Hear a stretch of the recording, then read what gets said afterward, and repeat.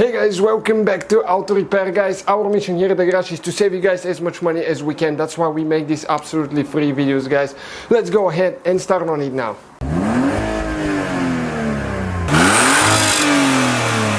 Today we're going to work on that Equinox. We have many videos because we did an engine replacement and other things as well. So today we're going to show you how to remove and replace the radio. We also have a video how to program a radio unit, because the GM ones, that generation, you have to program the VIN number in order to work correct. So stay with us, we'll go and start on it now.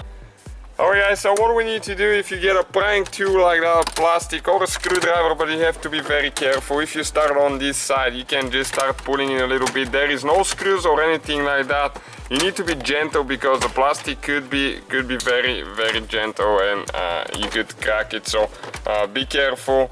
Then what we need to do now, all we gotta do, just pull it up a little bit, but we need to release the wire for the windows now, right there. Okay, there is a thing on this side.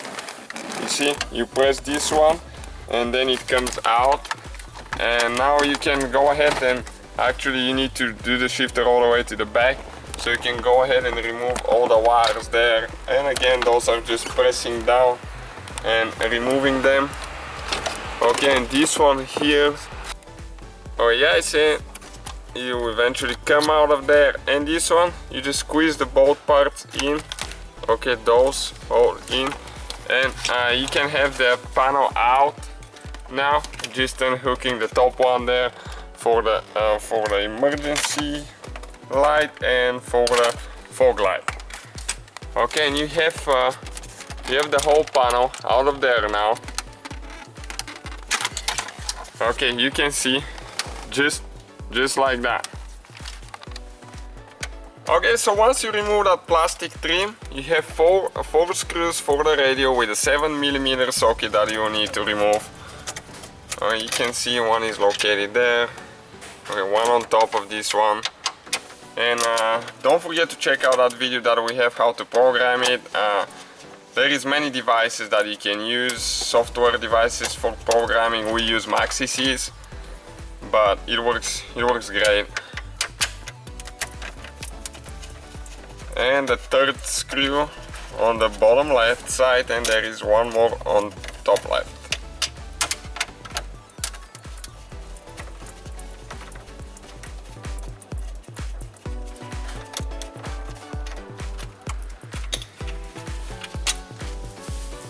Okay, and we can go ahead and pull it out now. All we got is the wires on the back. Okay, you just press down and pull them out. Pretty simple the way they made those. They just tend to get stuck a little bit if they haven't been removed. Okay, this one came out and this one is still holding there. Okay, this one out, and the antenna, now you just pull it out.